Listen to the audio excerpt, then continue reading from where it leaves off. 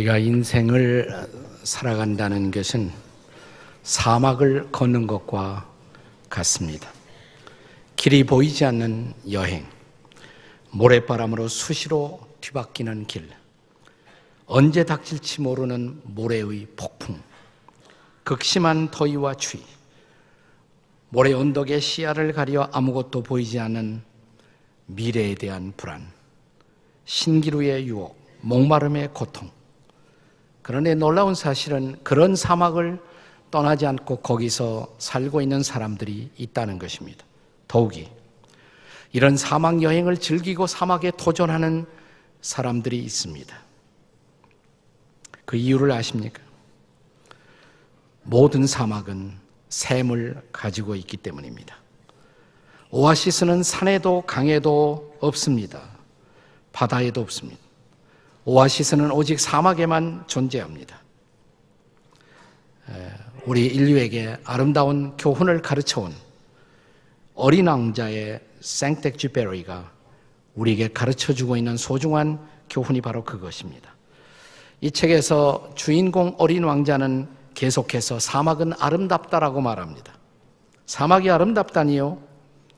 그 이유가 도대체 무엇입니까? 묻는 질문 앞에 어린 왕자는 다시 이렇게 대답합니다. 사막이 아름다운 건 어디엔가에 우물이 숨어있기 때문이야. 오늘 우리가 함께 읽은 본문 이사야 12장에서 이사야 선지자는 구원의 우물에서 기쁨으로 물을 깃고 감사의 노래를 여호와께 바치겠다고 말합니다. 인생 사막에서 우리가 경험하는 최대의 서프라이즈, 경이가 있다면 구원의 우물에서 목마름을 해결하고 쉬어갈 수 있다는 사실입니다. 바로 이런 구원의 우물은 사막 같은 세상에서 우리가 경험하는 구원의 은혜를 상징하는 것입니다. 그것은 우리가 예수님을 만났고 예수님을 믿었기 때문에 경험한 최고의 은혜를 상징합니다. 우리가 만난 그분은 수고하고 무거운 짐진 자들아 내게로 오라, 내가 너희를 쉬게 하리라고 안식의 오아시스로 초대하시는 분이십니다. 우리가 만난 그분은 누구든지 목마르거든 내게로 와서 마시라고 우리를 구원의 우물가로 초대하시는 분이십니다. 구원의 은혜가 없다면, 구원의 우물이 없다면 사막은 절망의 땅일 것입니다. 그러나 구원의 우물이 있어 거기에 목을 축이고 해갈하는 인생들은 다시 사막 여행에 도전할 수가 있습니다. 이 감사를 생각하는 절기에 우리는 선지자의 언어로 표현된 저와 여러분이 경험한 구원의 은혜, 그 은혜의 본질을 함께 묵상하고자 합니다. 우리에게 경험된 구원의 은혜, 그 은혜의 본질, 그 은혜란 어떤 은혜를 말하는 것입니까? 첫째로 그것은 진노 대신 위로를 베푸시는 은혜입니다. 본문의 1절을 다시 우리 다 함께 읽도록 하겠습니다. 1절입니다. 시작. 그날에 네가 말하기를 여호와여 주께서 전에는 내게 노하셨사나 이제는 주의 진노가 돌아섰고 또 주께서 나를 안위하시오니 내가 주께 감사하겠나이다 할 것이라. 여기 9절에 전에는 그리고 이제는 이라는 단어가 나오죠. 전에는 주님이 내게 진노하셨지만 이제는 우리가 위로를 경험하고 안위를 경험하고 그리고 주께 감사하겠다고 말합니다. 역사적으로 본문의 배경은 이스라엘이 아수르라는 나라에서 침략을 받고 꼼짝없이 노예가 될 궁지에 몰렸습니다. 근데 그때 갑자기 아수르 군대가 이유도 없이 퇴각해버립니다. 구원이 임한 것입니다. 뜻밖의 구원, 놀라운 구원이 임한 것입니다. 그때 그들은 이 구원의 역사의 배후에 있었던 하나님의 구원을 생각하고 주께 감사를 드리고 있는 것입니다. 전에는 하나님 앞에 범죄하고 하나님의 진노의 대상이었으나 이제는 우리를 용서하시고 위로해 주시는 그분을 향한 감출 수 없는, 멈출 수 없는 은혜를 감사로 노래하고자 하는 것입니다. 이스라엘 백성은 과거 홍해 바다에서도 이런 구원의 노래, 감사의 노래를 부르지 않았습니까? 이런 구원의 노래, 감사의 노래는 우리가 새로운 출애굽을 경험할 때마다 우리의 입으로 올려지는 감사의 고백입니다. 우리는 지금 신약 시대를 살고 있습니다. 새로운 언약의 시대를 살아가는 오늘의 주의 백성들의 고백을 우리는 에베소서 2장 3절 이하 5절에서 읽어보도록 하겠습니다. 같이 읽습니다. 시작. 전에는 우리도 다 그 가운데서 우리 육체의 욕심을 따라 지내며 육체와 마음에 원하는 것을 하여 다른 이와 같이 본질상 진노의 자녀이었더니, 다음 절, 긍휼이 풍성하신 하나님이 우리를 사랑하신 그 큰 사랑을 인하여 허물로 죽은 우리를 그리스도와 함께 살리셨고 너희는 은혜로 구원을 받은 것이라. 이 대목도 전에는 이렇게 시작합니다. 전에는 우리가 진노의 자녀였습니다. 이제는 주님의 긍휼을 입고 은혜로 구원을 받았다라고 고백하는 것입니다. 우리가 이사야 1장 6절에 보면 이사야 선지자는 이미 우리가 경험한 상태를 이렇게 묘사했습니다. 발바닥에서 머리까지 성한 것이 없고 상한 것, 터진 것, 새로 맞은 흔적뿐이거늘 그것을 짜며 싸매며 기름으로 부드럽게 하시는 하나님, 그 하나님이 바로 구원의 하나님이라고 고백하는 것입니다. 호세아 선지자는 호세아 6장 1절에서 이런 여호와의 구원의 놀라운 은혜 가운데로 우리를 초대합니다. 같이 한번 읽겠습니다. 시작. 오라, 우리가 여호와께로 돌아가자. 여호와께서 우리를 찢으셨으나 도로 낫게 하실 것이요 우리를 치셨으나 싸매어 주실 것입니다. 우리가 부모가 되어 자식들을 키워가면서 자식들에게 채찍질할 수밖에 없는 상황을 맞이하게 됩니다. 그들을 채찍질한 후, 그들을 야단친 후, 징계한 후에 그러나 아파하면서 더 큰 사랑으로 자식들을 품에 안고 위로해 본 경험 계시죠? 그것이 바로 하나님의 심정이란 말이죠. 자, 이런 하나님의 은혜를 우리는 찬송가 우리가 부르는 527장 어서 돌아오의 한 대목에서 이렇게 찬양합니다.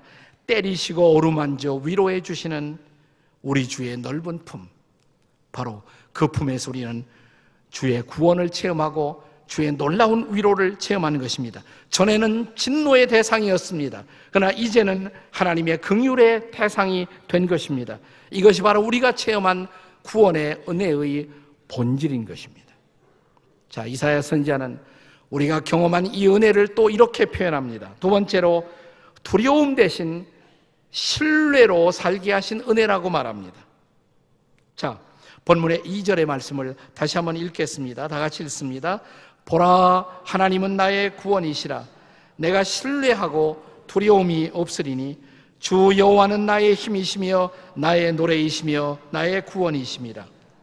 여기 내가 신뢰하고 두려움이 없으리니 기억하십니까? 네, 우리가 주님을 신뢰하는 그 순간 우리는 두려움을 비로소 극복할 수가 있었다는 말입니다. 그리고 그분은 나의 노래, 그분은 나의 구원이라고 이제 찬양하는 것입니다. 여러분, 정확하게 동일한 고백의 노래를 성경 어디선가 읽어본 기억이 있지 않습니까?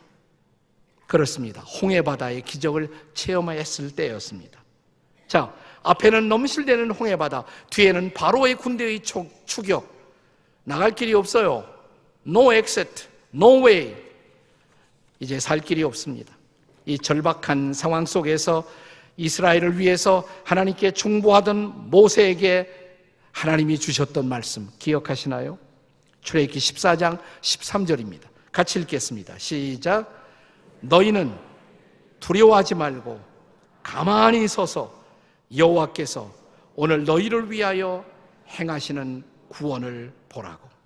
마침내 홍해는 갈라졌습니다. 바다를 육지처럼 건넜습니다. 그들은 하나님의 구원의 손길을 체험했습니다. 이제 약속의 땅을 바라보게 되었습니다. 어찌 노래하지 않을 수가 있어요? 그때 이스라엘 백성들의 찬양의 노래, 출애굽기 15장 2절입니다. 같이 읽습니다. 시작. 여호와는 나의 힘이요 노래시며 나의 구원이시로다. 그는 나의 하나님이시니 내가 그를 찬송할 것이요 내 아버지의 하나님이시니 내가 그를 높이리로다. 구원을 경험한 사람들의 하나님을 향한 찬양이에요. 세계 제2차 대전이 끝났을 때 사람들은 긴 어둠의 터널로 들어갔습니다. 이제는 아무것도 믿을 수가 없었어요. 경제적인 보장도 아무것도 없었습니다. 이 어렵고 어두운 시각 속에 경제학자였던 게럴 브레이스라는 사람이 1977년에 한 시대의 화두가 되는 유명한 책을 한 권 썼습니다. 그 책의 제목을 그는 불확실성의 시대라고 말했습니다. 불확실성의 시대. 아무것도 확실하지 않아요. 뭐가 우리 앞에 있을지 몰라요. 그래서 우리는 불안한 것입니다. 이 시대는 아직도 계속되고 있지 않습니까? 유명한 철학자요 신학자인 폴 틸리는 인간의 마음속에 자리 잡고 있는 불안, 그 불안의 더 밑바탕에 숨어있는 두려움, 이 두려움을 두 가지 종류로 나누었어요. 하나를 존재론적 두려움, 또 하나를 목적론적 두려움. 인간의 모든 두려움은 이 두 가지에서 시작된다는 것입니다.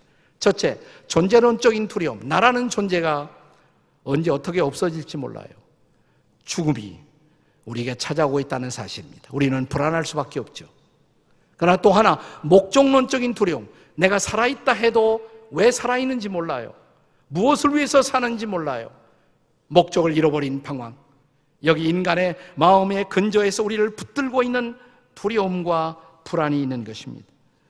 사랑하는 여러분, 그런데 이런 세상, 이런 광야, 이런 사막 한복판에서 우리가 믿고 붙들 수 있는 영원한 분이 계시다는 사실, 그리고 내가 그분에 의해서 날마다 하루하루 우리의 삶을 인도받고 분명한 목적지를 향해서 갈 수가 있다는 것, 감사하지 않으세요? 이게 바로 우리 감사의 이유인 것입니다.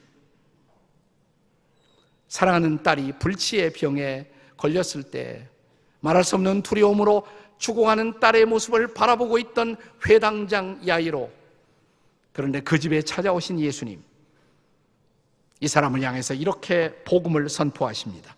마가복음 5장 36절을 함께 같이 읽겠어요. 다 같이 시작. 예수께서 그 하는 말을 곁에서 들으시고 회당장에게 이르시되 두려워하지 말고 믿기만 하라 하시고, 따라서 해보세요. 두려워하지 말고 믿기만 하라.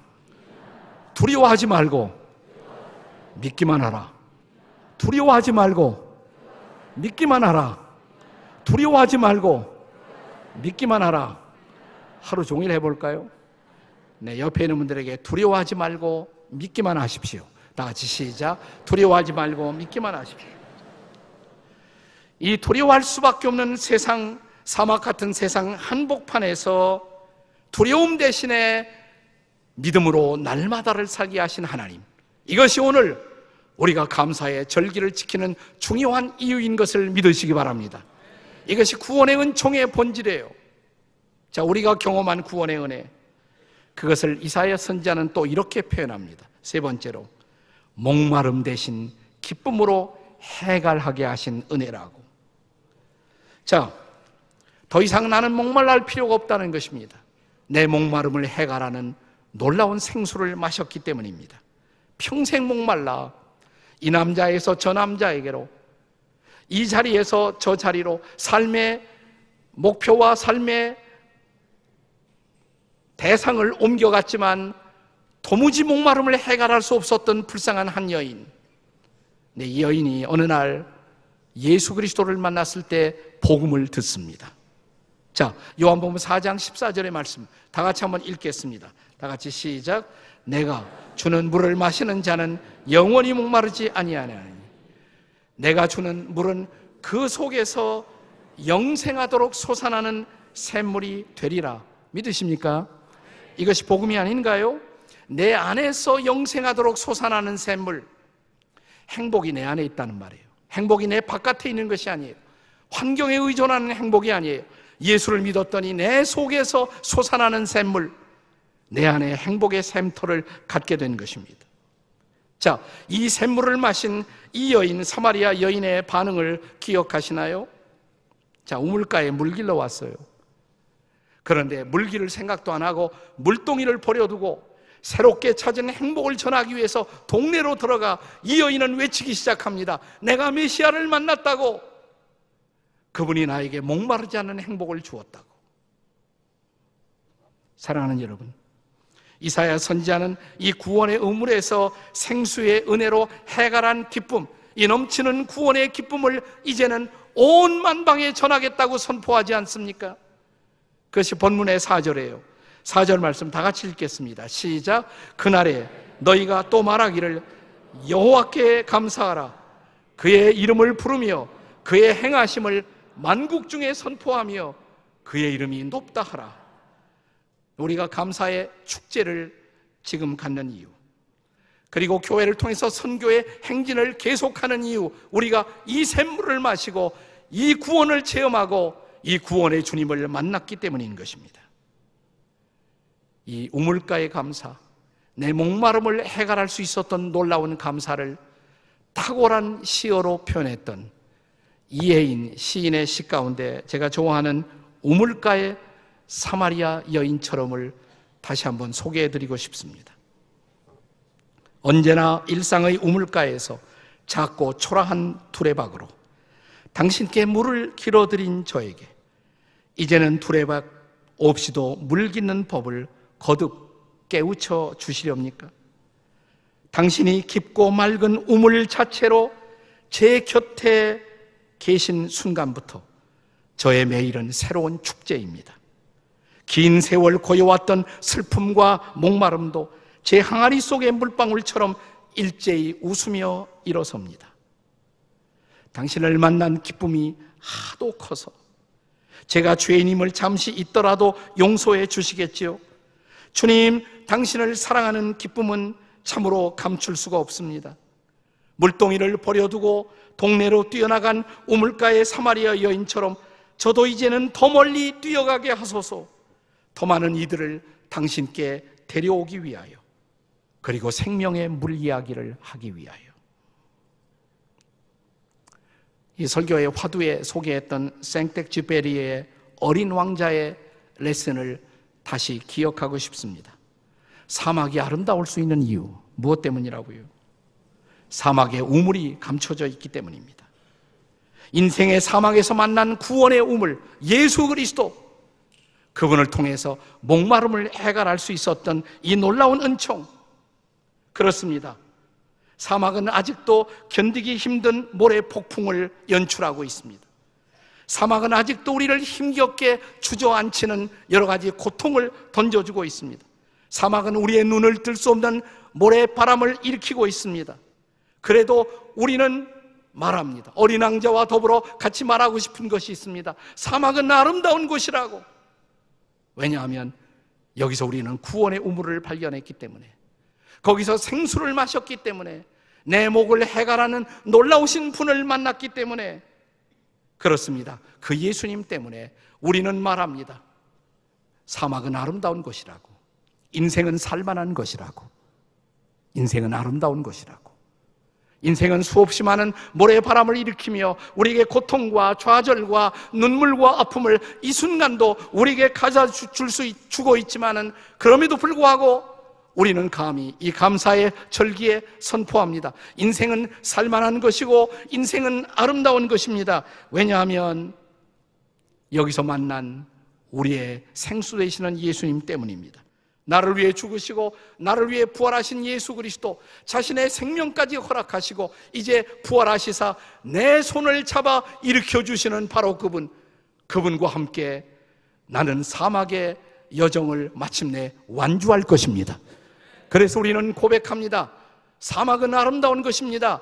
인생은 아름다운 것입니다. 그래서 우리는 입술을 벌려 축제를 시작합니다. 하나님 감사합니다. 그럼에도 불구하고 이 생명을 주신 하나님께 감사를 드립니다. 이것이 오늘 여러분과 제가 주께 드리는 진정한 감사의 고백이기를 주의 이름으로 축원합니다.